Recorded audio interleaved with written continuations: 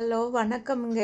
இன்னைக்கு பார்த்தீங்கன்னா, ராகவேந்திர சுவாமி கோயிலுக்கு போயிருந்தது தாங்க வீடியோவா பார்க்க போறீங்க.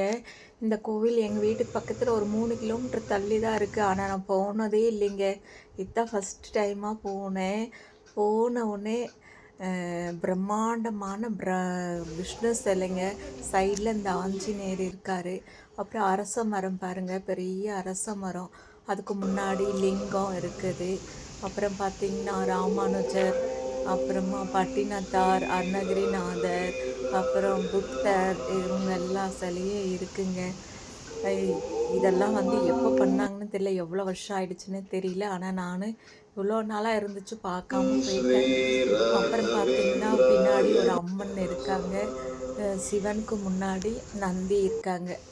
பாருங்க, ராகவேந்திர எல்லா இடத்துலையும் இருக்கா மாதிரி இல்லைங்க. ஒரே கருங்கல்லான ராகவேந்திரங்க. பார்த்தவொடனே எனக்கு அப்படி ஒரு மெய் சிலிர்த்து போச்சு.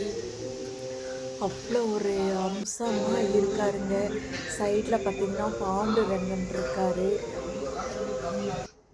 கிருஷ்ணர் பாருங்க, ராகவேந்திர சுவாமி. அப்படியே யாரோட தொந்தரவும் இல்லாமல் அமைதியாக கும்பிட்டு வரலாங்க. மனசுக்கு நிறைவாக இருந்துச்சு. இவ்வளோ நாள் பார்க்காம போயிட்டோமே அப்படின்ற வருத்தம் இருந்துச்சுங்க. ஆனந்த கண்ணீராக வந்துச்சு. பின்னாடி பார்த்தீங்கன்னா சாமுண்டி, இந்திராணி, வராகி, வைஷ்ணவி, கௌமாரி, இவங்கெல்லாம் இருக்காங்க. சைடில் கன்னி மூலையில் விநாயகர் இருக்கார், முருகன் இருக்கார்.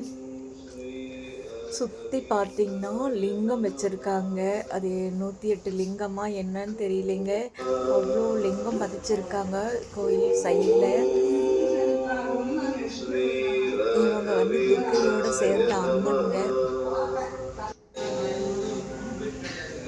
அவ்வளோ அழகாக இருக்குங்க. யாராவது கோயம்புத்தூரில் இருந்தீங்கன்னா இந்த ராகவேந்தரை பாருங்கள். ராகவேந்தர் பார்த்திங்கன்னா எல்லா இடத்துலையும் வேறு மாதிரி இருக்கும். ஆனால் இங்கே பாருங்கள், எவ்வளோ இதுவாக கருங்கல்லான ப்ளைனான இதில் இருக்கார்.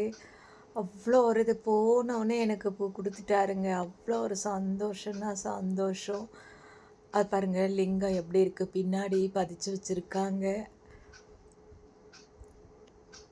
அமைதியாக இருக்குங்க. சின்ன கோவிலாக தான் இருக்குது. ஆனால் நிறைய வேலைப்பாடுகள் நடந்துகிட்ருக்குங்க. இன்னும் நிறைய நடக்கும் போல் இருக்குது. அவ்வளோதாங்க, ராகவேந்திர சிலை இவ்வளோதாங்க. முன்னாடி நேராக இருக்கார். எவ்வளோ நேரம்னாலும் உட்காந்து அமைதியாக தியானம் பண்ணிட்டு போகிறாங்க. மனசுக்கு நிறைவாக இருக்குங்க. ரொம்ப பிடிச்சிருந்தது.